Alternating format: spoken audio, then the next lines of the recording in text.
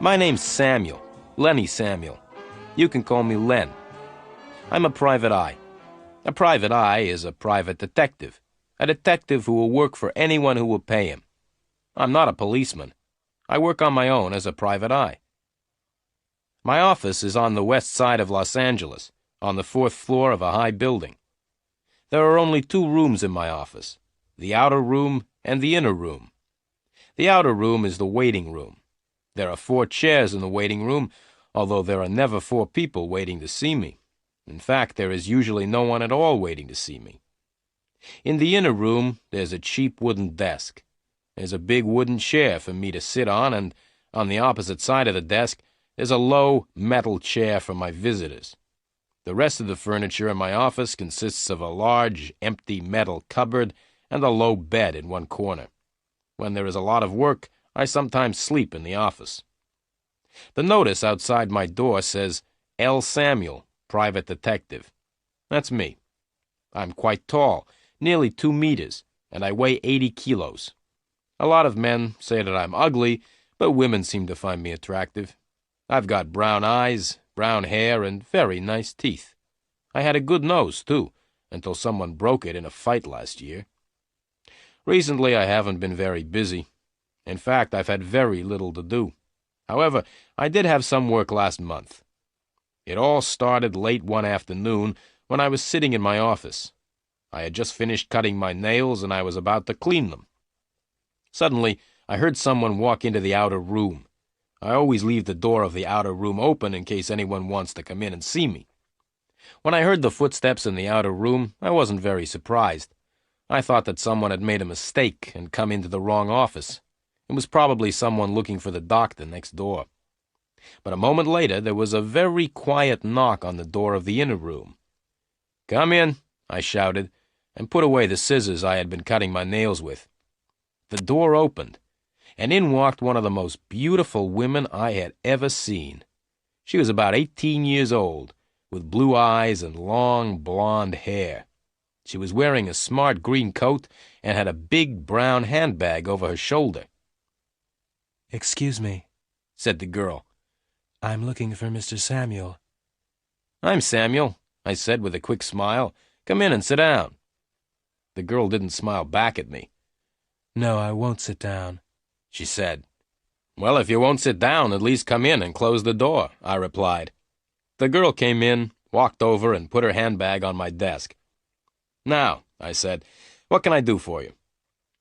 "I need help," said the girl slowly, "but I don't know if you will be able to help me. Are you a real private detective?" "Of course I am," I replied angrily. "Didn't you see the notice on the office door? It says L. Samuel, Private Detective. I'm Samuel. I'm a private eye." "All right, Mr. Samuel," the girl said coldly. "There's no need to get angry. I have a little job for you." "Right," I said quickly. "What do you want me to do?" "It's very simple, really," the girl replied. "I want you to find my sister. She has disappeared." The picture sequence from the cinema has finished. You can look at it once more if you want. "I see," I said. "Your sister has disappeared. Have you reported her disappearance to the police?" The blonde girl shook her head. She looked very nervous and was starting to cry. "No, I haven't told the police," she said. "I don't want any trouble with the police. I just want you to help find my sister." She took a small pink handkerchief out of her handbag and dried her eyes. "All right," I said. "Tell me all about your sister." "Her name is Elaine Garfield," said the girl. "And what's your name?" I interrupted. Helen Garfield," she replied. "My sister disappeared a week ago. We had arranged to have dinner together last Monday night, but she didn't come." "Perhaps your sister didn't come because she doesn't like the food you cook," I suggested. "Don't try to be funny. I flew all the way from New York to see her last Monday," she said angrily. "Oh, so you don't live in Los Angeles, then?" I said. "No," she replied quickly. "I live in New York. I flew right across America to see my sister, but when I got here, I discovered that she had disappeared." "How do you know she has disappeared?" I asked. "Perhaps your sister just forgot about the dinner." The blonde girl took a deep breath. "Look," she said, "let me finish my story. If you don't stop asking questions, I'll find myself another detective. Right, I said. I'm listening. I waited for my sister last Monday evening in my hotel, said the girl. But she didn't come. I telephoned her, but there was no answer. So the next morning I went to the office where she worked. At her office they said that she had been to work the day before, on the Monday. They also told me that she'd left suddenly, in the middle of the afternoon, without telling anyone. After that I went round to her flat, but there was no one there. The girl stopped for a minute, and then continued. Mr. Samuel, she said, I'm very worried about my sister. It's not usual for her to disappear suddenly like this. I'm sure that she's in danger, and I want you to find her. All right, I said. It may be easy or it may be difficult, but I'll find her. But first, tell me why you've waited 3 days before coming to me. That's none of your business, the girl said. Okay, I replied. Your sister's name is Elaine Garfield. What does she look like? Oh, that's easy, Helen Garfield replied. She looks like me. We're twins. Now, Mr. Samuel, how much money do you charge? $50 a day, I said. Very well, Mr. Samuel, said the girl, but $50 a day is a lot of money. I hope that you will work hard for it. Oh, yes, I replied with a smile. I'll work very hard. Now give me the address of your sister's flat and the name of the office where she works. I'll start work at once. The blonde girl wrote the addresses on a piece of paper and gave me the paper. One more thing, I said. Can you give me your address, too? That won't be necessary, she replied as she picked up her handbag. I'll come and see you again tomorrow afternoon at 5 o'clock. Goodbye, Mr. Samuel. Without waiting for an answer, the girl turned around and walked out of the office. As I watched her walk out of my office, I smiled to myself. This is better than cleaning my nails, I thought. Then I began my work. The picture sequence from the cinema has finished. You can look at it once more if you want. After the blonde girl had left my office, I looked at the 2 addresses which she had written on the piece of paper. The first was Elaine Garfield, apartment 716, Manson Building, Sunset Place. The second address was Meyer and Meyer, attorneys, Title Insurance Building. Putting the paper in my pocket, I got up and walked towards the door. Then I stopped and went back to my desk. I opened the top left-hand drawer and took out my gun, a .38 Smith & Wesson. Then I put the gun back in the drawer. I decided that it was safer to leave it behind. It's easy to get shot if you're carrying a gun. I ran down the stairs, all 4 floors, and out into the street. My old gray Chrysler was outside, so I jumped in and drove off fast, towards Sunset Place. The Manson Building was a tall, ugly block of apartments. I parked the Chrysler outside and walked towards the big glass front doors. "Hey, mister," a voice said. I continued walking. "Hey, mister," said the voice again. "You can't leave your car there." I stopped and turned around. A man in a gray uniform was standing by the Chrysler. "Hey, mister," the man repeated. "You can't park your car here." "Why not?" I asked. "Because only people who live in the Manson Building can park here," he replied. "So," I said, "how do you know that I don't live in the Manson Building?" "Because I'm the porter," the man replied. "I work in the entrance of the building and let people in and out of the door. I know everybody here." "Right," I said. "Then please let me in." The porter and I walked up to the big glass front doors, and he let me in. "Who do you want to see?" the porter asked. "Miss Elaine Garfield," I said. "She lives in apartment 716. "I'm sorry," the porter replied. "Miss Garfield is out." "When did she go out?" I asked, trying not to look interested. "Mind your own business," said the porter. "I'm not going to tell you, and I'm not going to let you go up to Miss Garfield's apartment when she's not there." "Why don't you go for a walk?" I said to the porter, and put $5 in his hand. I gave the porter the money to make him go away. The porter shook his head. "No," he said. I gave the porter $5 more. "Now go for a long walk," I said. The porter went out into the street, and I went up to apartment 716, Miss Elaine Garfield's apartment. The picture sequence from the cinema has finished. You can look at it once more if you want. I rang the bell beside the door of apartment 716 and waited. There was no answer. I rang again, but there was still no answer. Then I took a small, square piece of plastic out of my pocket. I looked around. I was alone. I pushed the piece of plastic into the space between the door and the door frame and moved the plastic up and down. In a minute, the door opened, and I went into the flat. I stood still and listened. There was silence. I switched on the light and looked around. It was a modern apartment. I was standing in the living room. Through an open door on my left, I could see the bedroom, which was very neat and tidy. I looked in the wardrobe. It was almost empty. That's funny, I thought. People who disappear don't usually take most of their clothes with them. They only take their clothes if they've been planning their disappearance for a long time. I walked back into the living room and searched it carefully, but I found nothing to explain Elaine Garfield's disappearance.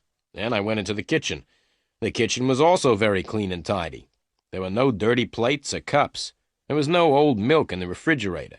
Everything was in its place. Well, I thought, there's only the bathroom left to search now. The bathroom, too, was empty and clean. I walked quickly around the flat, making sure that I hadn't forgotten anything. I wiped everything I had touched with my handkerchief because I didn't want to leave any fingerprints. Then I switched off the lights and opened the door to leave. But I didn't leave. There were two men standing outside the door. One of them was short and had red hair and a nasty smile. The other was quite tall and was wearing a hat pulled down over his face. The one with the hat was holding a gun, and the gun was pointing at me. I tried to close the door, but the red-haired man put his foot out to stop the door closing. I let go of the door. The door opened, and both the men came in. The one with the hat was in front, and he was still carrying the gun. "Hold your hands up in the air," said the man with the gun. Then he turned to the red-haired man. "See if he's got a gun on him, Joe." Joe, the red-haired man, came over towards me. I waited. When Joe was between me and the man with the gun, I jumped. I jumped forward and caught Joe around the neck. I held him in front of me. The man with the gun couldn't shoot because he would hit his friend. "Right," I said to the man with the gun. "Get out of the way. I'm leaving now, and I'm taking your friend with me." Holding Joe in front of me, I walked slowly towards the man with the gun. Then something went wrong with my plan. The man with the gun started to laugh. He put the gun back in his pocket and stood laughing. "Why are you laughing?" I asked. "I'm laughing because you're so stupid," the man with the gun said, and walked up to me. "Stop," I said, "or else I'll—" "What will you do?" asked the man with the gun. "You can't do anything. I'm the one with the gun." As he said this, the man leant forward. He pulled Joe out of my hands and hit me in the face. I must say that I wasn't expecting to be hit in the face. It hurt. It hurt even more when he hit me again, and I fell on the floor. I lay still on the floor, hoping that the two men would go away. But they didn't go away. Instead, they picked me up and hit me hard on the head. Everything went black. I lay on the floor. I was unconscious. The picture sequence from the cinema has finished. You can look at it once more if you want. I woke up with a terrible pain in my head. I was lying on the floor outside the front door of Miss Elaine Garfield's apartment. I looked around. The man with the gun and his red-haired friend had left. I was alone, and I had a terrible headache. I got up slowly and felt my head gently to see if there was any blood.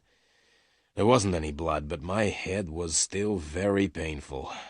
I decided to go back to the office and go to bed. There was no sign of the porter at the entrance to the Manson building. I walked out of the door and across to the old gray Chrysler. I drove slowly back to the office. The telephone was ringing when I arrived at the office. I went in quickly and answered it. "Samuel speaking." "Listen, Samuel," replied a voice. "Forget about Elaine Garfield. We hurt you a little in her apartment. If you don't forget all about Elaine Garfield, we'll hurt you a lot more." "Who are you?" I asked. But there was no answer. The man had put down the telephone. I decided to do what the man had told me. I would forget all about Elaine Garfield for 10 hours. After a good night's sleep, I would look for Elaine Garfield. I would also try to find the man with the gun and his friend Joe. I lay down on the hard, low bed and went straight to sleep. I woke up the next morning at 8 o'clock. I felt my head carefully, but it did not hurt so much now. I left the office and went across the street to the cafe where I usually had breakfast. I drank a glass of orange juice, ate some fresh toast, and drank several cups of coffee. I read the morning newspapers. There was a lot of news, but nothing about Miss Elaine Garfield. I looked at my watch, left the cafe, and walked over to the Chrysler. By 9 o'clock, I was outside the Title Insurance Building. At 3 minutes past 9, I was standing outside the door of Meyer & Meyer, attorneys. At 20 past 9, I was still standing outside the door. Nobody had arrived yet to work. At 9:30, the first secretary arrived, and at 18 minutes to 10, I was sitting in Mr. Meyer's office. "Well, Mr. Meyer," I said, "my name's Samuel, and I'm a private detective." "I'm pleased to meet you," Mr. Meyer said politely. He was about 55 years old, with a gray suit, gray hair, and a gray face. "Does Miss Elaine Garfield work here?" I asked. "Yes, she does," Mr. Meyer said, "but she hasn't been to work since Monday. Why do you want to see Elaine?" "Her sister has asked me to help find her," I replied. "Can you think of anything Elaine said or did which could explain her disappearance?" Mr. Myers scratched his head. "No," he said, "I'm afraid I can't help you." "Who did Elaine work with?" I asked. Mr. Meyer looked at me. "Why do you say, 'Who did Elaine work with?' and not, 'Who does Elaine work with?' Elaine's not dead, is she?" he asked. I looked straight back at Mr. Meyer. "I don't know if Elaine is dead or not," I said. "Would you be very sad if she was dead?" "Yes, of course I would be sad," Mr. Meyer replied angrily. "Are you trying to suggest that I know where Elaine is?" I smiled. "Now, don't get excited, Mr. Meyer," I said. "Can you tell me the name of anyone who works with Elaine? Anyone who shares a desk with her or works in the same room?" "Yes," Mr. Meyer said. "That's easy. Elaine shares a room with Susie Graham." I got up. "Thank you very much, Mr. Meyer," I said. "Where is Susie Graham's office, please?" "It's along the corridor," said Mr. Meyer. "The third door on the left." I thanked Mr. Meyer again and walked to the door. "Oh, Mr. Samuel," Mr. Meyer said, "I'm sorry that I got angry, but you understand that I don't want—" "Yes, I understand," I interrupted. "You don't want dirty private detectives in your nice, clean office." I walked out of Mr. Meyer's office and banged the door behind me. I walked slowly down the corridor and knocked on the third door on the left. "Come in," said a voice. So I went into the room. "Are you Susie Graham?" I asked. "Yes," said the girl sitting at the desk. "I'm Susie." I smiled at her. Susie was the kind of girl everyone smiled at. She was small and slim and had a pair of beautiful brown eyes. "What can I do to help you?" Susie asked. I smiled again. "I'd like to ask you some questions, Miss Graham." "Don't call me Miss Graham," the girl said. "You can call me Susie." "Well, Susie," I said, "I would like to ask you some questions about a friend of yours. Her name is Elaine Garfield." Susie stopped smiling. "Yes, all right," she said, "but I don't want to talk about Elaine here in the office." "Right," I replied. "I'll tell you what we'll do. We'll go out and find a cafe. I'll buy you a cup of coffee, and you can tell me about Elaine. All right?" Susie cheered up and looked much happier. "I'd like to have a cup of coffee," she said, "but Mr. Meyer might get angry if I leave the office." "Don't worry about Mr. Meyer," I said with a big smile. "Mr. Meyer and I are great friends." The picture sequence from the cinema has finished. You can look at it once more if you want. Susie put on her coat, and we left the office together. We found a little cafe just opposite the Title Insurance Building. In the cafe, I told Susie why I was asking questions about Elaine Garfield. "Elaine's twin sister, Helen, thinks that Elaine has disappeared, and she has asked me to find Elaine," I said. "Helen told me that she came to Meyer & Meyer last Tuesday. She was told that Elaine had left work suddenly last Monday afternoon. Is that right?" Susie nodded. "At least part of it's right," she said. "Elaine was at work last Monday, and she hurried off in the middle of the afternoon." Susie stopped for a minute, and then she continued. "But I don't remember seeing Elaine's sister Helen on Tuesday. In fact, I didn't even know that Elaine had a sister." "Elaine's sister lives in New York," I explained. Now, can you remember last Monday afternoon? Did Elaine give any reason for leaving suddenly? Oh, yes, Susie said. Elaine said that she wasn't feeling well and was going to lie down. Did Elaine receive any visitors or phone calls last Monday afternoon? I asked. No, I don't think so, said Susie. No, wait a minute, I think... Yes, Elaine did receive a phone call just before she left. I smiled. I don't suppose that by chance you might have heard any of the telephone conversation. Certainly not, Susie replied. I don't listen to other people's phone calls. Can you think of any reason why Elaine disappeared? I asked. No, Susie replied. Elaine was always very friendly with everyone, and she didn't seem to have any troubles. Did Elaine have any special friends? Any men or women she talked about a lot? I asked. No, not really, Susie replied. Elaine and I used to be quite friendly, and we went out dancing together a lot, but recently we haven't been out together at all. I understand, I said, though I really didn't understand anything at all. Can you remember the last time you went out together? Can you remember the place you went to? Oh, that's easy, Susie said quickly. We went to the Las Cabanas Club. We always went there. It was about a month ago. We had an argument there, and we haven't gone out together since. What was the argument about? I asked. It was after midnight, Susie explained, and I wanted to go home, but Elaine said she wanted to stay a bit longer. She said that she had met a wonderful man and didn't want to leave. I said I was going home, and I left Elaine in the club. After that evening, one thing led to another. What do you mean? I asked. One thing led to another. Susie smiled. I often spoke to Elaine about the man she had met. Elaine thought he was wonderful. I told her that he was no good at all. What did Elaine say when you told her that? I asked with interest. She became very angry, replied Susie. We haven't been out dancing together since then. I paid for the coffee. You've been very helpful, Susie, I said, and I've only got one more question. Can you remember the name of the man Elaine Garfield met at Las Cabanas? Benny Greep, Susie said. That's his name, Benny Greep. Thank you very much indeed, Susie, I said with a smile. You've been a great help. Not at all, Susie said, and looked at me with her beautiful big brown eyes. If there's anything else I can do for you, just ask. I looked straight into her eyes. What are you doing tonight? I asked. I'll be at home watching television, Susie replied. My boyfriend's a boxer, and he's fighting in a match on television tonight. Goodbye, Susie, I said, and watched her as she walked back across the street to the title insurance building. Her boyfriend was a boxer. That was just my luck.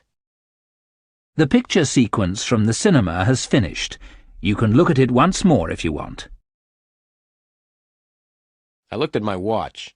It was nearly 11 o'clock. I went back into the cafe and asked if I could look at the telephone book.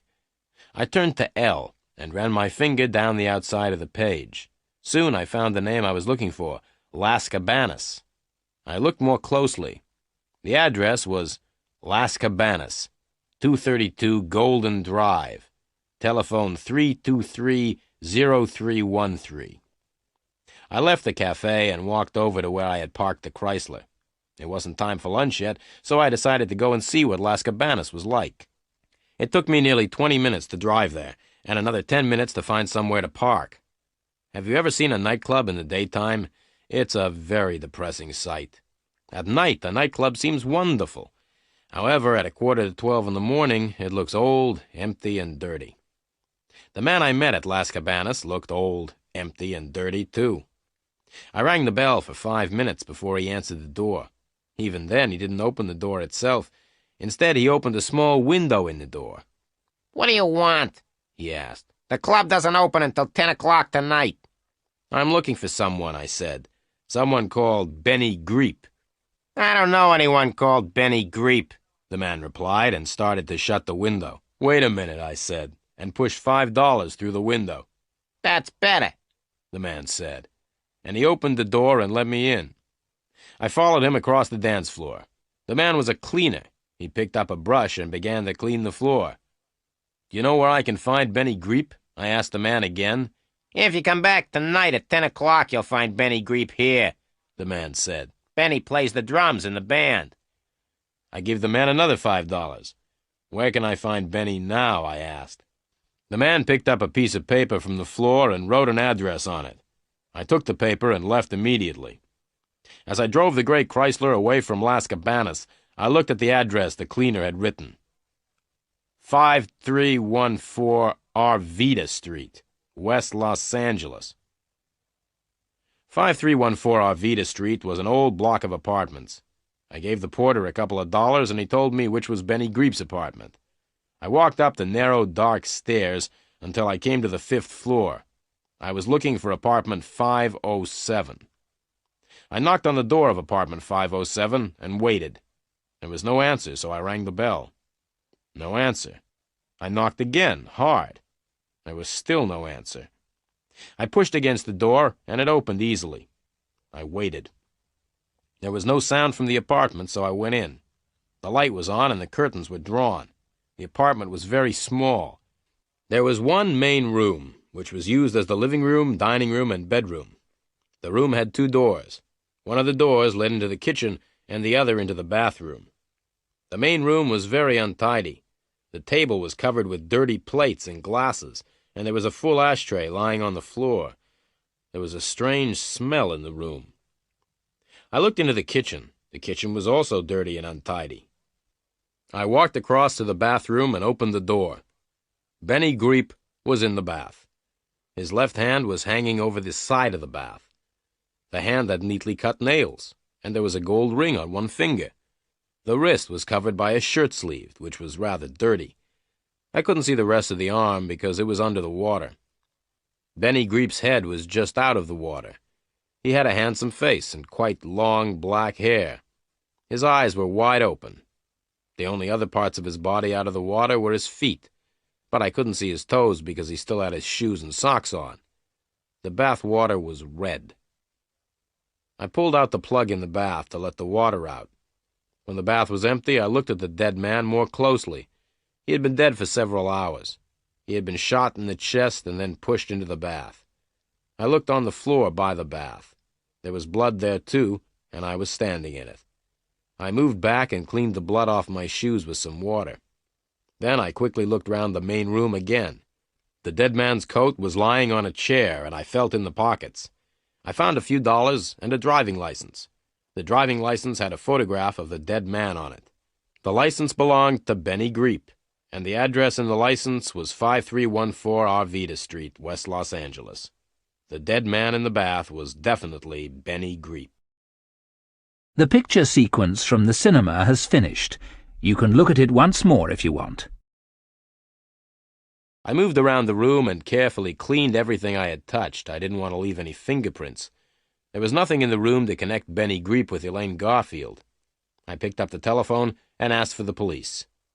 "I'm speaking from apartment 507, 5314 Arvida Street," I said. "There's a dead man in the bath." "Right," said the policeman at the other end of the telephone. "What's your name?" I told him. "Don't touch anything," the policeman said, "and stay where you are. A police car will be there in a few minutes." I put down the phone and sat down to wait. 3 minutes later, I heard the police car coming. The car stopped outside the building, and I could hear heavy feet running up the stairs. 2 policemen walked into the apartment. They were both wearing ordinary clothes and looked hot and tired. One was about 25 years old, the other about 40. The older policeman came up to me and showed me his police papers. "Where's the body?" he asked. I pointed to the bathroom. Both policemen went into the bathroom to have a look. The younger one came back first, shaking his head. All right, said the younger policeman. "Why did you do it?" "Do what?" I asked in surprise. "Why did you kill your friend in the bath?" said the young policeman. "He wasn't my friend," I replied. "I don't care if he was your friend or not," said the policeman. "Tell me why you killed him." "I didn't kill him," I said calmly. "Then what are you doing here?" asked the older policeman, coming in from the bathroom. "My name's Lenny Samuel," I explained. "I'm a private detective, and I came here to talk to Benny Greep. The door was open, and so I came in. I looked in the bathroom, and I found the dead man in the bath, so I telephoned the police. The dead man is Benny Greep." "Why did you want to talk to Benny Greep?" the younger policeman asked. I'm sorry, I can't answer that, I replied. Who are you working for? Asked the older policeman. I'm sorry, I can't answer that either, I said. As far as I know, Benny Greep's death doesn't have anything to do with the person I'm working for. Tell me who you are working for, shouted the younger policeman angrily. Take it easy, said the older policeman to the younger one. You stay here until the other police arrive. I'm going to take Mr. Samuel down to the police station. I kept quiet and followed the older policeman out of the room and down the stairs. Outside the building, we got into my old Chrysler. The policeman drove. We were soon at the police station, where the policeman locked me in a small room. I sat down on a hard wooden chair in the locked room and tried to sleep. It was no use getting angry or upset at being arrested for murder. That is something you have to get used to if you are a private detective. It happens all the time. But I could not sleep. I was thinking about all the things which had happened since I had met Helen Garfield the day before. I couldn't sleep because several things were worrying me, but I couldn't remember what those things were. The picture sequence from the cinema has finished. You can look at it once more if you want. While I was in the police station, I remembered one of the things which was worrying me. How had Joe and his tall friend known that I was in Elaine Garfield's apartment? The porter at the Manson building must have told the two men. I decided that I would go and talk to the porter when I left the police station. I sat back in the chair and looked at my watch. The time was nearly 4 o'clock. Then I remembered that Helen Garfield was coming to my office at 5 o'clock. I would not be there to meet her. But there was something else that was worrying me. It wasn't anything important. It was quite a small thing, but I couldn't remember what it was. Suddenly the door opened and a policeman came in. "Stand up," shouted the policeman. "Follow me." I stood up and followed the policeman out of the room and along a corridor. The policeman stopped, knocked on a door, and opened it. "Are you ready to see the private detective?" asked the policeman as he put his head around the door. Without waiting for an answer, the policeman opened the door wide and pushed me into the room. The policeman came into the room and closed the door behind him. In the room, there was a man sitting behind a desk. He was completely bald. He had no hair at all. He was about 55 years old, and his name was Sergeant Murphy. Sergeant Murphy had spent all his life in the police, and he didn't like private detectives. Sergeant Murphy sat looking at me. He looked at me for about 5 minutes without saying anything. I was standing in front of his desk, looking straight back at him. The silence didn't worry me. In fact, I quite liked it. The silence was much nicer than questions about what I'd been doing in Benny Greep's apartment. "What were you doing in Benny Greep's apartment?" asked Sergeant Murphy suddenly. "I wanted to talk to him," I replied. "Why did you kill Benny Greep?" shouted Sergeant Murphy suddenly. "I didn't kill him," I replied, and I told Sergeant Murphy the same story that I had told the policeman in Benny Greep's apartment. "I don't believe a word of what you've told me," said the sergeant. "Who are you working for?" "I'm sorry," I replied. "I can't tell you who I'm working for. As far as I know, Benny Greep's death has nothing to do with me or with the person I'm working for." I stopped and looked at the sergeant. I knew that what I had just said wasn't true. In fact, I thought Benny Greep's death was connected with Elaine Garfield's disappearance, but I couldn't tell the police. Helen Garfield had said that she didn't want the police to know about her sister's disappearance. Sergeant Murphy looked me straight in the eyes. "I hate all private detectives," he said slowly. "And you are the private detective that I hate the most. I don't think you're telling me the truth. I think you're hiding things from me. I think you know more about Benny Greep's death than you say you do. And you are going to tell me all you know. Now!" "I've already told you all I know," I replied quietly. Sergeant Murphy's face went red. The red color went up until it covered all of his bald head. "Don't try to play games with me!" he shouted. "Now get out!" "Can I go home now?" I asked. "No," said Sergeant Murphy. The sergeant told the policeman at the door to take me back to the small room and lock me up again. I went with the policeman and didn't argue. I don't like arguing with policemen. When I was alone in the room again, I sat down. I tried to remember the other thing that had been worrying me earlier.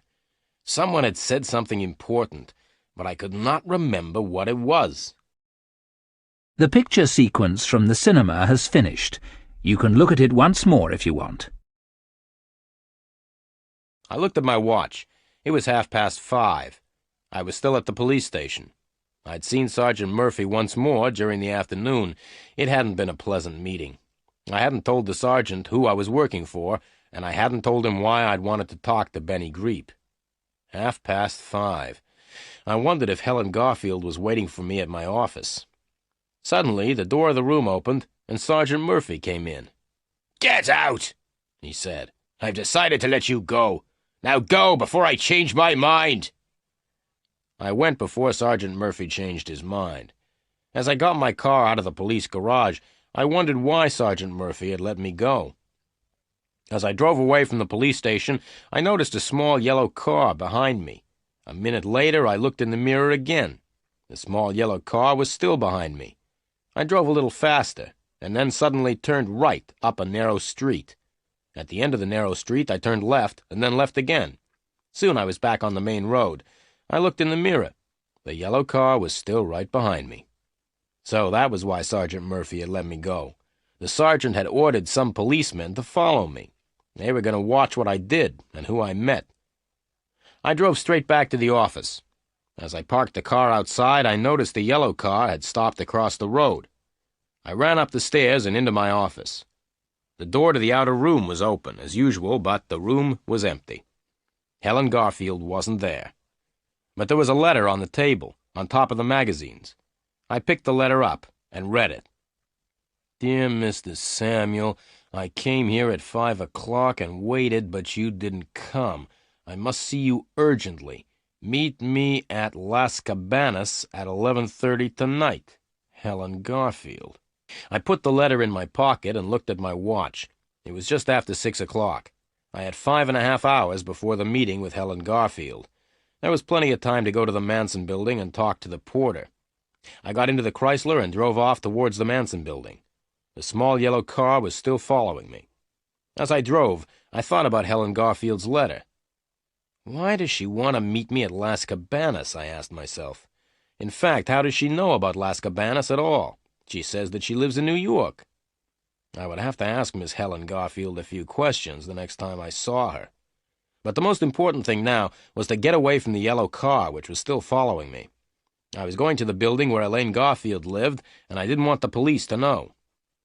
There were 2 men in the yellow car. I turned right, and the yellow car followed. I stopped, and the yellow car stopped. I turned the Chrysler around, and the yellow car turned around. I tried to drive faster than the yellow car, but the Chrysler was too old and too slow. I slowed down and waited until I was near the next traffic lights. Then, just as the lights were changing from green to red, I drove across them. The yellow car was too late. The lights were now red. But that didn't stop the car. It drove straight past the red light. Then, as I looked angrily in my mirror, something happened which made me laugh. A policeman on a motorbike drove after the yellow car. The policeman made the driver stop because he had driven past the red light. I drove away as fast as possible. In my mirror, I could see the driver inside the car arguing with the policeman on the motorbike. It was the funniest sight I had seen for a long time. I drove on towards the Manson building, happy to have escaped. I may even have sung a little because I was feeling so good. The picture sequence from the cinema has finished. You can look at it once more if you want. As I was driving happily towards the Manson building, I had a surprise. I looked in the mirror. The yellow car was coming up fast behind me. I drove as fast as I could, but the yellow car got closer and closer. Just then, a dog ran across the road in front of the Chrysler.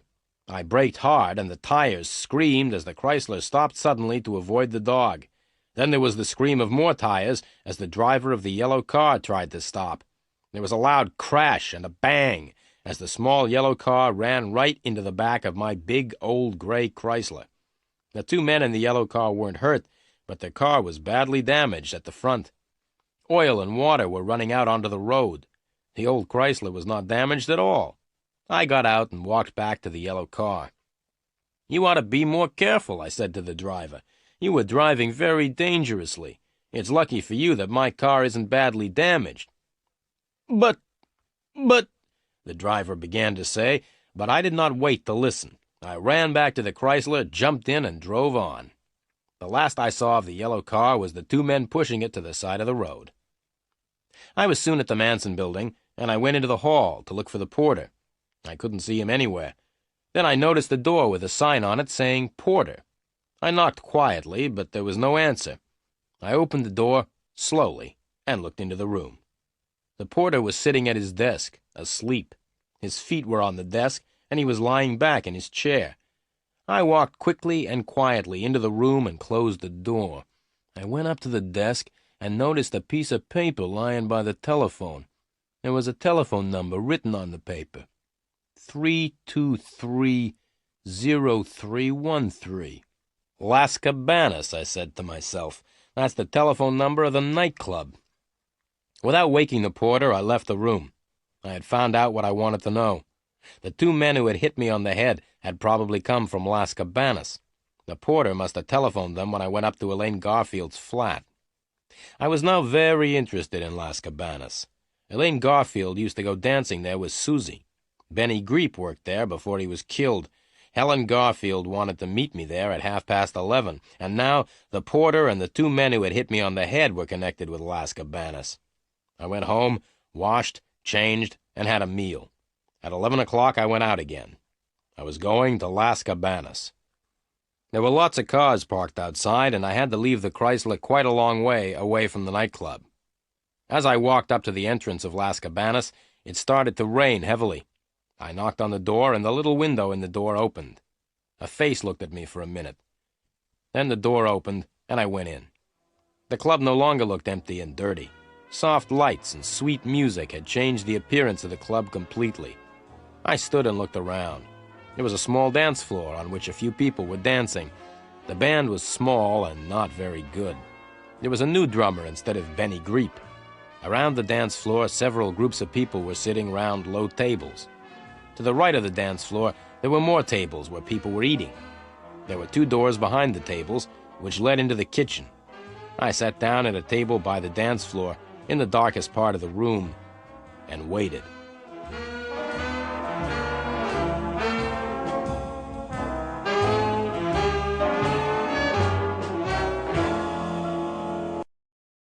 The picture sequence from the cinema has finished.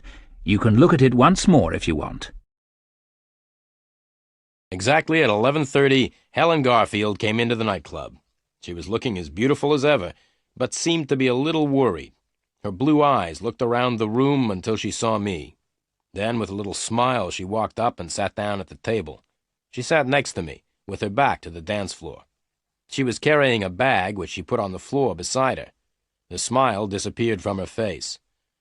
"Where were you this afternoon, Mr. Samuel?" she said sharply. "I'm paying you $50 a day. In return for that money, I want you to do what I tell you. Now, why weren't you at your office this afternoon at 5 o'clock? I took a deep breath. "Well, Miss Garfield," I said, "it's a long story. Let's have a drink and I'll tell you all about it." A waiter came over and I ordered some drinks. When the waiter had gone, the beautiful blonde girl said, "Come on, Mr. Samuel. Tell me." "Okay," I said, "but stop calling me Mr. Samuel. Call me Len. All my friends call me Len." "I'm not a friend of yours, Mr. Samuel," the blonde girl said in a voice like ice. "I'm paying you a lot of money to work for me." $50 a day doesn't allow you to be rude to me," I replied quietly. "In the last 24 hours, I've been hit on the head and suspected of murder." "What do you mean?" the girl said and leant towards me. "Murder?" Just then, the waiter brought the drinks, and we sat in silence until he had gone. Then I told Helen Garfield about my visit to her sister's apartment in the Manson building. I told her about the two men who had caught me there. Helen Garfield listened in silence. "You like the band, Miss Garfield?" I asked. "I didn't come here to talk about the band," the blonde girl said angrily. "The band has got a new drummer tonight," I said, "because I found the old drummer dead in his bath this morning." The blonde girl turned around quickly to look at the band. She said something to herself, which I didn't hear. She lifted her right hand and started stroking her hair. She looked sad and very worried. What was the dead man's name?" Helen Garfield asked. "Greep," I said. "Benny Greep. I don't suppose that you know Benny Greep, do you?" Helen Garfield shook her head. No, she said. I told her what had happened at the police station. Then I told her about the policeman who had followed me in a yellow car. Do you think they're still following you? The blonde girl asked quickly and looked around the club. I told her how I had got away from the yellow car. Now, Miss Garfield, I continued, it's time for me to ask you a few questions. There are some things about your sister's disappearance which worry me. I want to ask you about them. All right, she said, but I don't think I can help you. I don't know much about Elaine's life here. I don't know very much about Los Angeles, either. I sat back in my chair and looked at her. This beautiful blonde girl was paying me $50 a day to find her sister. I liked what I saw. Then, very quietly, I began to ask Helen Garfield some questions. You don't know Los Angeles very well, I began. That's right, the girl replied. But you were able to find out where Elaine worked, I continued, and you went to Meyer and Meyer last Tuesday to ask if they knew anything about Elaine. Yes, the girl said, looking at me closely. Who did you speak to at Meyer and Meyer? I asked. Susie? No, the girl said. I spoke to Mr. Meyer. I want to ask you something else, I said. When I went to Elaine's flat, I noticed something unusual. There were very few clothes in the wardrobe. It seems your sister planned her disappearance quite carefully. She had taken her clothes with her. I see, the girl said, and looked around the nightclub. I waited until she looked back at me. Do you like it here? I asked. Yes, she said. I like it too, I said, but there's something else which is worrying me. Do you mind if I ask you one more question? Not at all, the girl said. Well, I began, I've been wondering why you asked me to meet you here, at Las Cabanas. Helen Garfield pushed back her chair and stood up. Would you please excuse me for a minute? She said.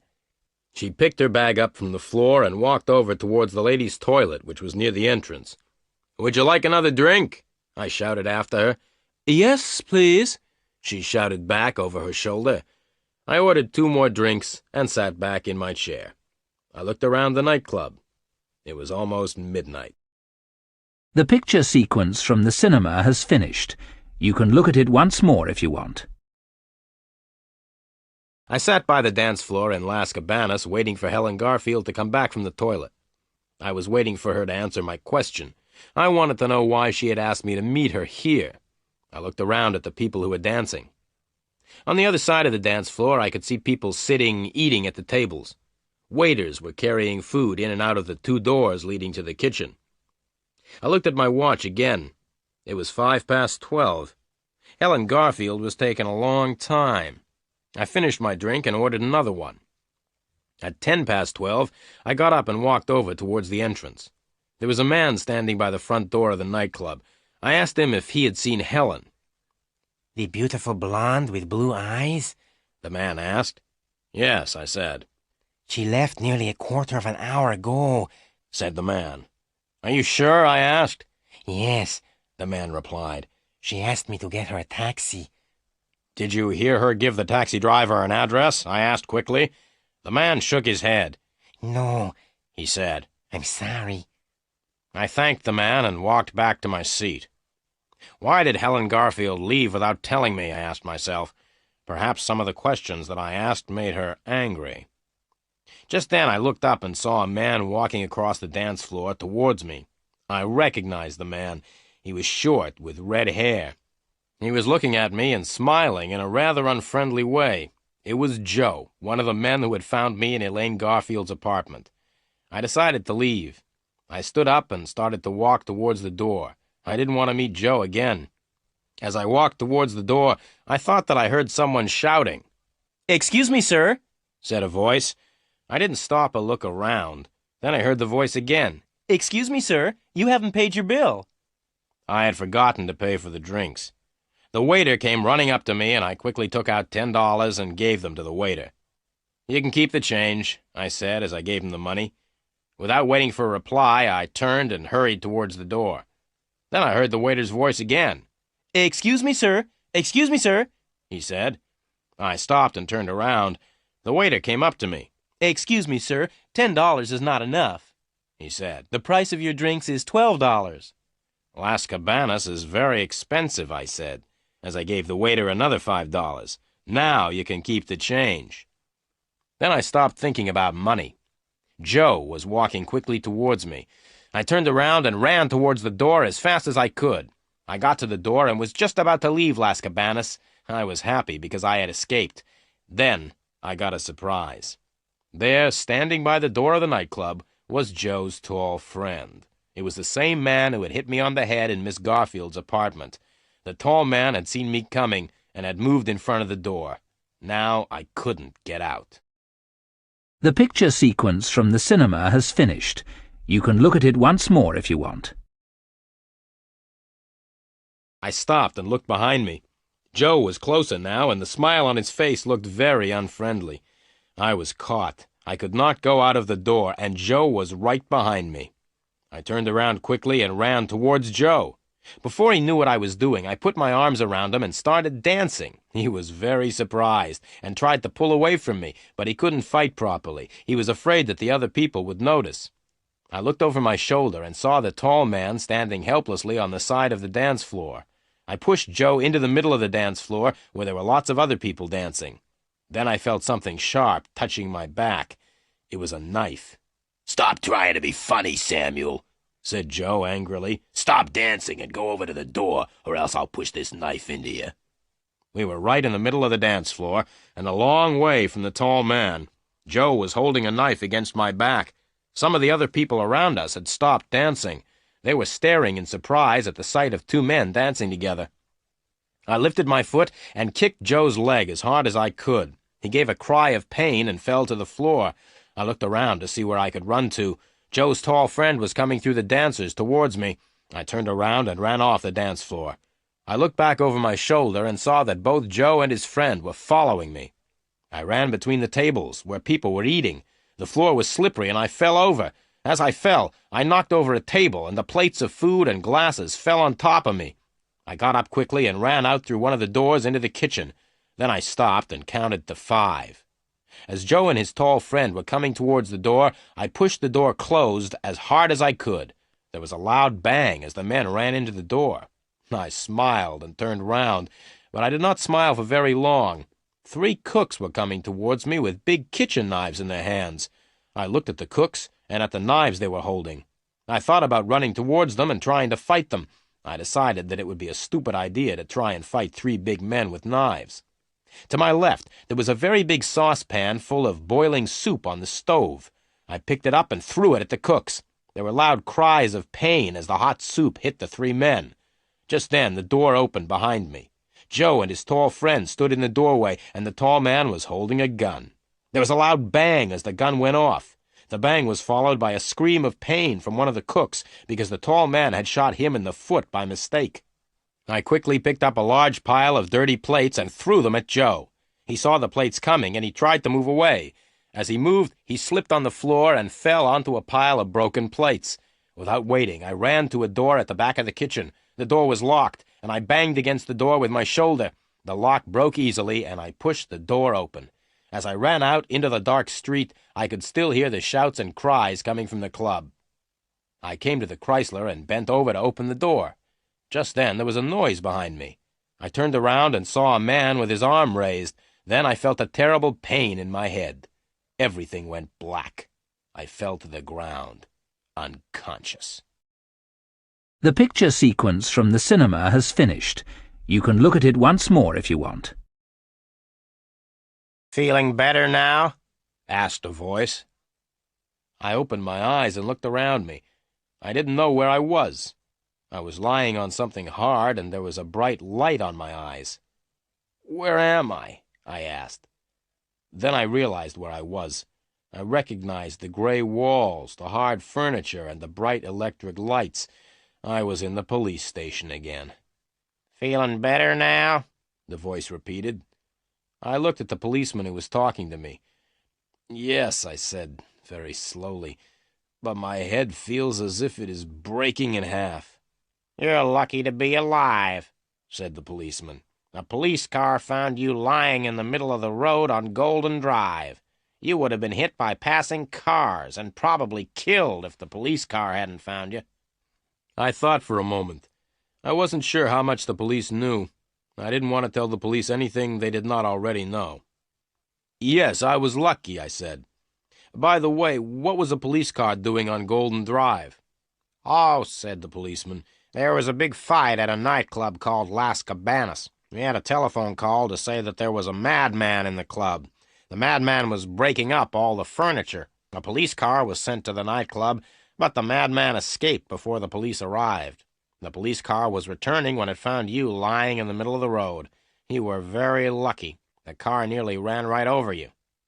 I smiled. I don't feel very lucky, I replied. In fact, I feel terrible. Never mind, said the policeman. Can you walk? I stood up and walked a few steps. My head hurt, but otherwise I felt all right. Yes, I said. I can walk. Good, the policeman said. Let's walk along the corridor, then, and have a talk with a friend of yours. We went along the corridor. The policeman stopped at a door and knocked. There was a shout from inside the room, and the policeman opened the door.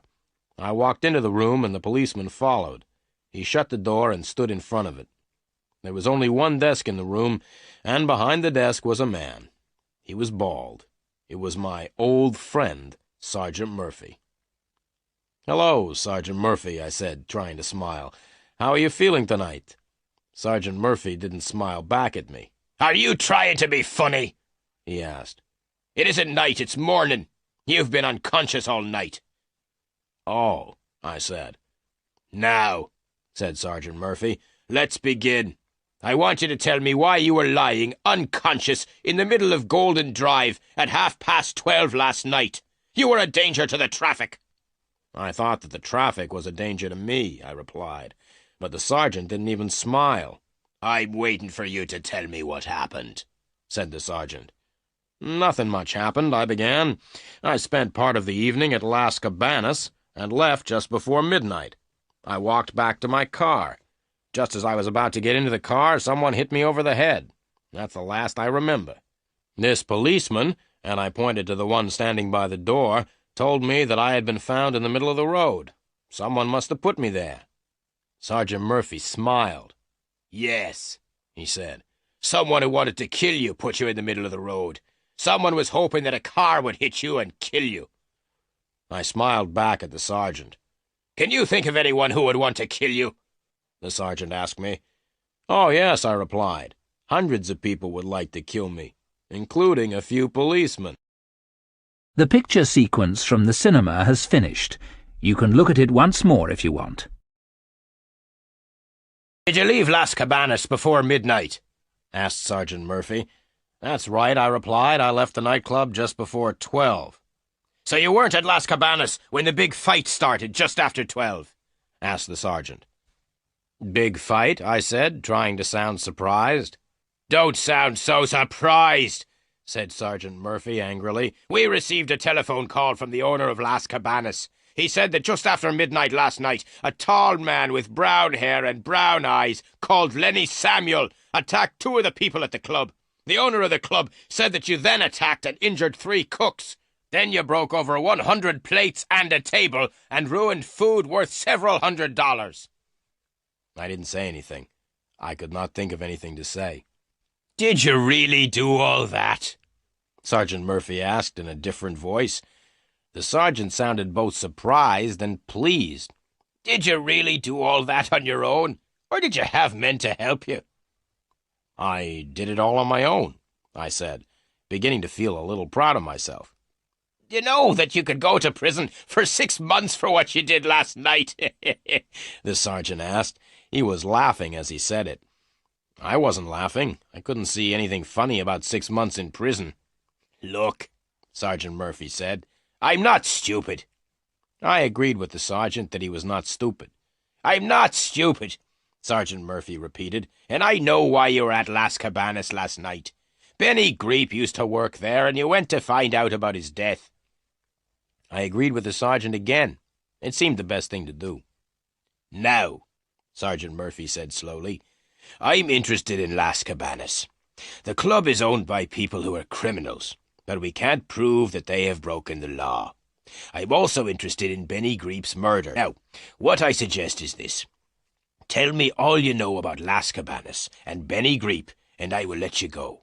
If you tell me all you know, you won't go to prison for the fight at the nightclub. But I want the truth, not the lies you told me yesterday." I took a deep breath and started to tell the sergeant what I knew. I told him about everything except Elaine Garfield. I wasn't sure how closely Elaine Garfield was connected with Benny Greep's death, so I told the sergeant that Helen Garfield from New York had asked me to find out about Las Cabanas. Sergeant Murphy asked me for Helen Garfield's address in New York, and I said I didn't know it. Then the sergeant asked me where Helen Garfield was staying in Los Angeles. I said I didn't know. I told Sergeant Murphy all that I knew about Benny Greep, except that the drummer had known Elaine Garfield. Then I asked him about the two men in the yellow car who had followed me. The sergeant smiled and said that the two men were policemen. Finally, I told him about the fight at Las Cabanas. Sergeant Murphy listened to everything. When I had finished my story, he looked at me in silence for a few moments. "Right, Samuel. I hope that you've told me the truth, and all the truth. If you've been telling me more lies, I'll make sure that you go to prison for 6 months because of the fight at Las Cabanas. Now you can go." I stood up. "Thank you," I said with a smile. "Sit down," he said, "and listen. You can go, but you must promise to tell me anything you find out about Las Cabanas and about Benny Greep." "I promise," I said quickly, and stood up. "Wait a minute," said Sergeant Murphy. "I've one more thing to tell you. I'm going to telephone the New York police. I'm going to ask them to find out all they can about Helen Garfield. If the police in New York discover that you've told me lies about Helen Garfield, you will be in very serious trouble." I told the sergeant not to worry and thanked him very much. I left the police station feeling very happy because Sergeant Murphy had let me go. I called a taxi and went out to Golden Drive to get the Chrysler. The picture sequence from the cinema has finished. You can look at it once more if you want. I drove the Chrysler back to the office and walked up the stairs.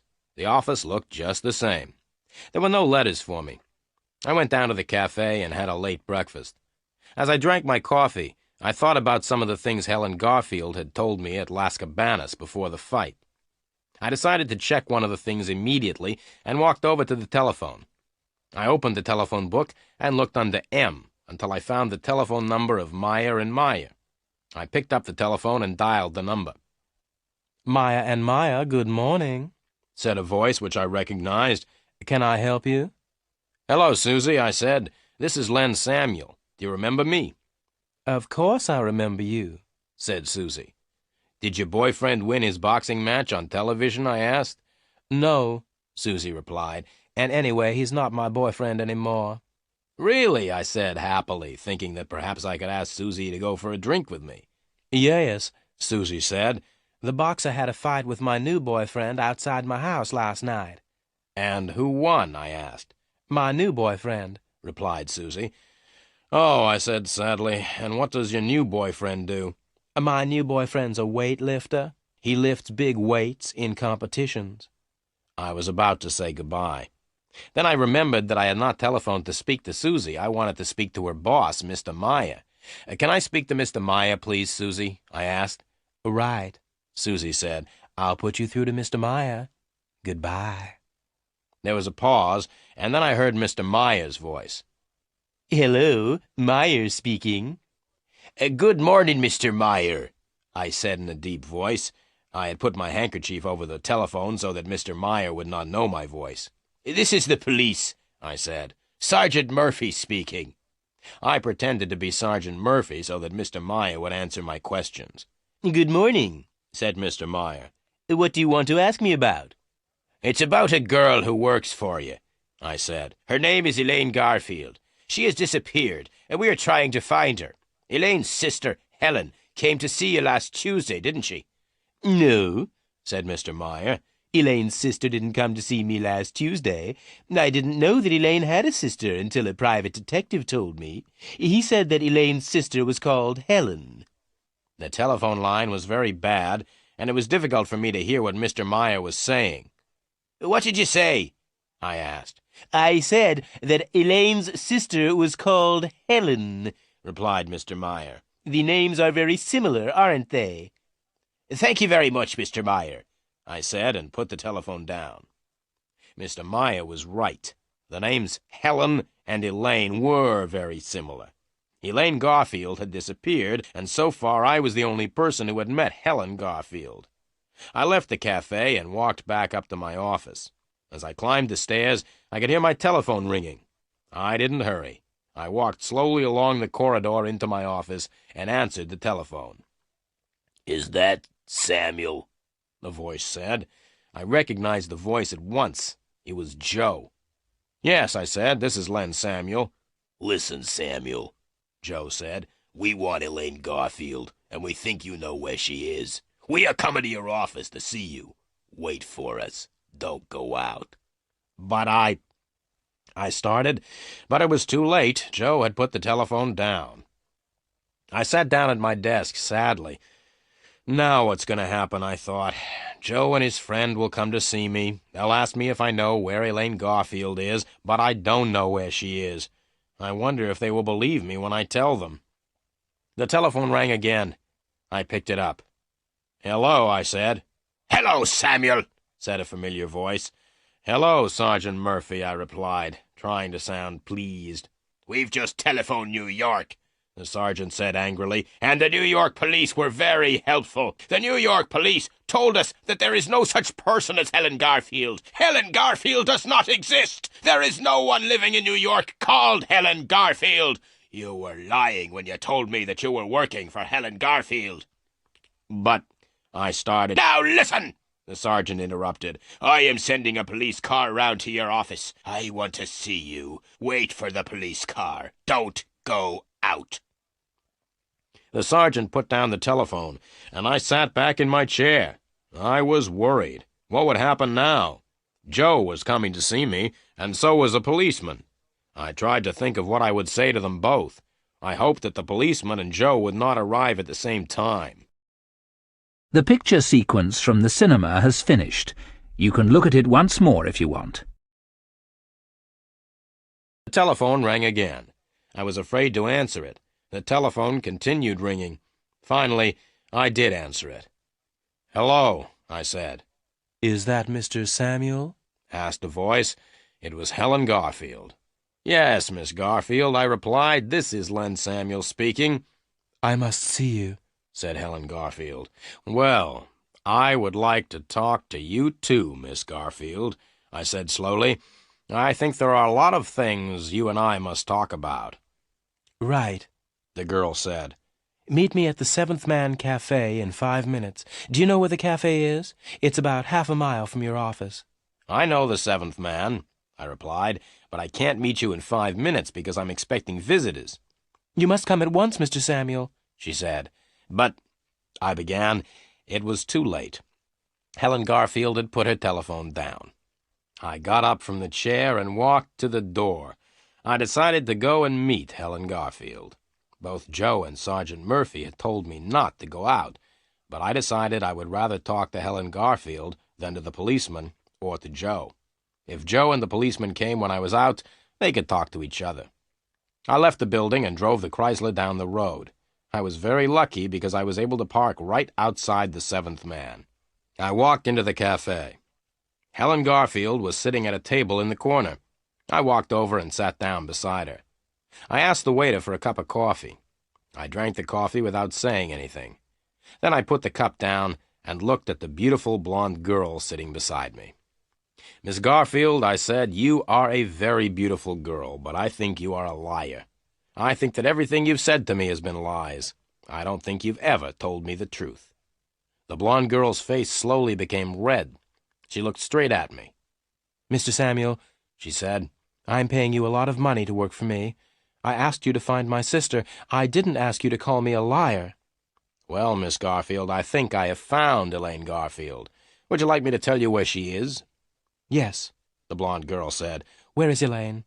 "She's here in this cafe," I said. "Elaine Garfield is sitting next to me. You are Elaine Garfield. Helen Garfield doesn't exist. You pretended to be Helen Garfield, but there really never was any such person. The police in New York say that Helen Garfield doesn't exist," I went on. Helen Garfield and Elaine Garfield are the same person. You are Elaine Garfield, and you pretended to be Helen." The blonde girl stood up angrily. "How much money do you want, Mr. Samuel? You are no longer working for me," she shouted. "Sit down," I said quietly. The blonde girl did not sit down, so I pulled her down beside me. "Now listen, Miss Garfield," I said firmly. "You are going to tell me all about yourself and why you came to see me. I want to know all about Benny Greep and Las Cabanas. I want to know why you disappeared." "I won't tell you anything," she said. "Oh, yes, you will tell me everything," I replied. "You'll tell me everything, or else I'll take you straight to the police. You see, the police are looking for me at this moment. The police think that I may have killed Benny Greep," I continued. "The police know that I had a fight at Las Cabanas last night. A red-haired man and his tall friend are also chasing me. They are the two men who started the fight at Las Cabanas. They will try to kill me if I don't tell them where you are. So you see, Miss Garfield, I think you had better tell me everything. I'm the only person who can help you." The blonde girl sat in silence for a minute. Then she began to cry. "All right," she said. "I'll tell you everything. I am Elaine Garfield." The picture sequence from the cinema has finished. You can look at I looked at the blonde girl. "So, you agree that you're really Elaine Garfield and not Helen," I said quietly. "Now tell me about Benny Greep." The girl took a deep breath. "Susie Graham and I used to go out dancing together a lot," said Elaine. "We often went to Las Cabanas. One night when we were there, I met a wonderful man called Benny. Benny was the drummer in the band. I liked him very much and went to the nightclub very often to see Benny. We became very good friends." The girl stopped again and took out her handkerchief. "Go on," I said quietly.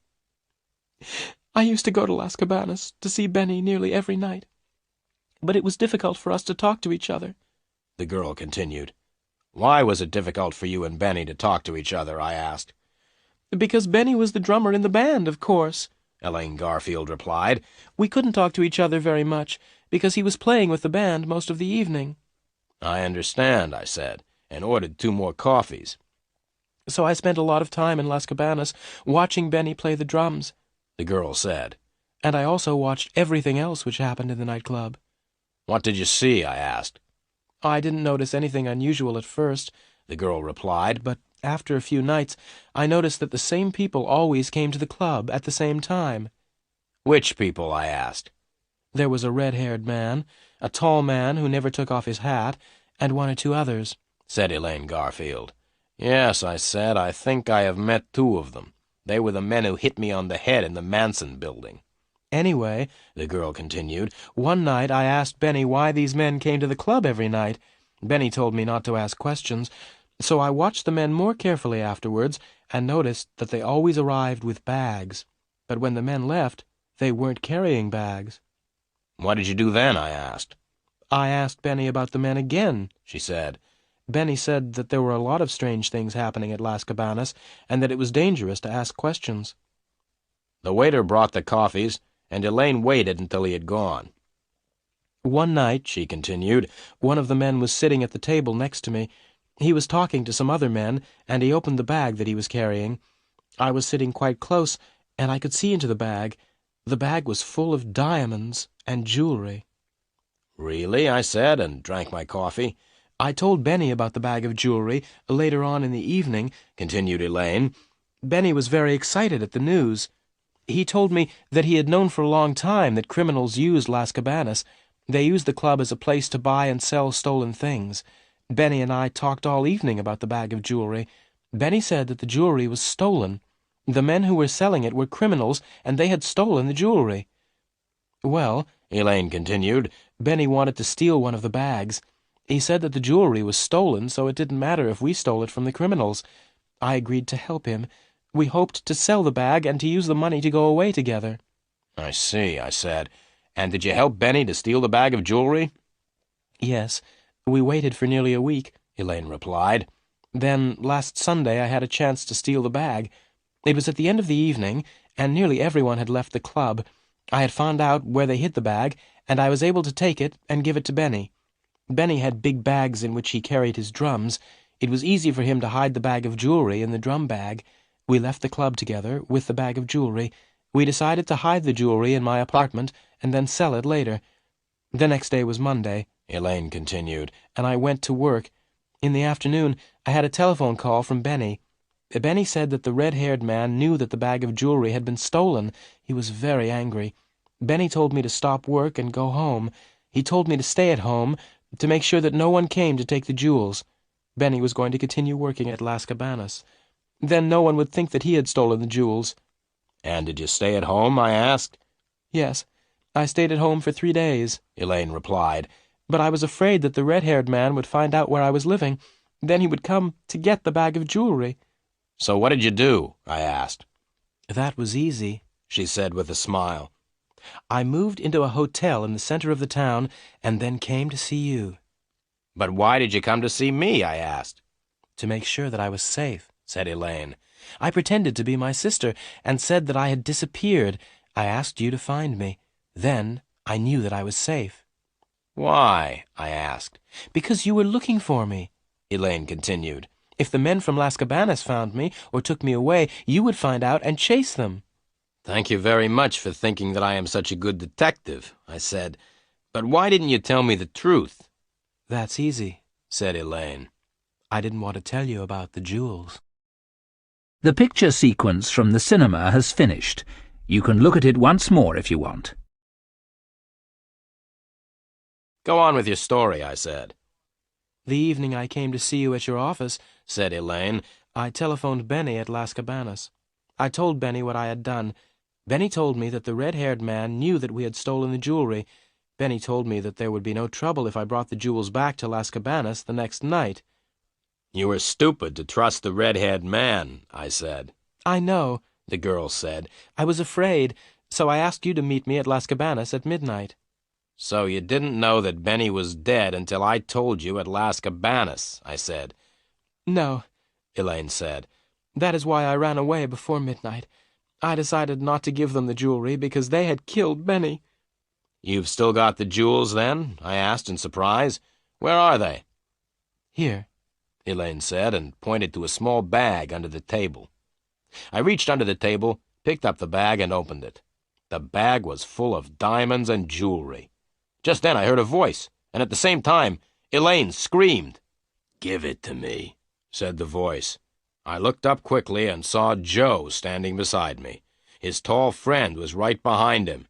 "Give me the bag," said Joe once again. "How did you know I was here?" I asked. "You parked your car right outside," said Joe with a laugh. "Now give me the bag." I passed him the bag. As I gave him the bag, I jumped to my feet and hit Joe hard in the face. He tripped and fell heavily onto the floor. I moved towards the tall man, who was still standing a few feet away. I was about to run at him, but then I stopped. The tall man had taken a gun from his pocket, and the gun was pointing straight at me. "Right," said the tall man. "Don't move, or else I'll shoot you." Joe got up from the floor. He still had the bag of jewelry in his hand. Together, Joe and his friend with the gun walked towards the door. They walked backwards to make sure that Elaine and I did not try to get the bag back. As the two men reached the door, I started to laugh. "What are you laughing at?" shouted the man with the gun. "Look behind you," I said. Both men turned around and looked. In the doorway of the cafe stood Sergeant Murphy with two other policemen. Sergeant Murphy jumped on the tall man with the gun, and Joe ran back into the cafe. I stepped forward to stop Joe, and he ran straight into me. We both fell on the floor, and the two policemen ran up. One of the policemen held Joe. The other policeman held me. "They are the criminals," I shouted, pointing at Joe and his friend. "Not me." "You are all coming down to the police station," Sergeant Murphy said, and looked over to Elaine Garfield. "You must come too." It took a long time to tell Sergeant Murphy the whole story.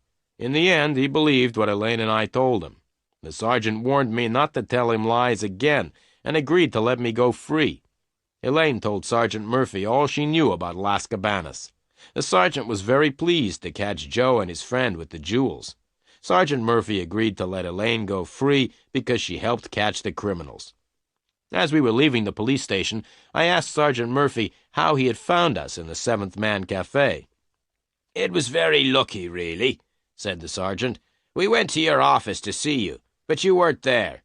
As we were leaving, we saw the red-haired man and his friend entering. We waited, and when they left, we followed them to the cafe." "Thank you very much, Sergeant," said Elaine. "And thank you very much, Mr. Samuel." "That's all right," I said. "You are paying me $50 a day." "I'm sorry, Mr. Samuel," Elaine said. "I'm afraid I can't pay you. Now that I've given the jewels to the police, I don't have any money." I smiled and got into the old gray Chrysler and drove back to the office. I didn't say goodbye. When I got back to the office, I sat down in my chair. It's not much fun being a private eye. You get hit on the head, nearly killed and chased by the police. And you don't always get paid.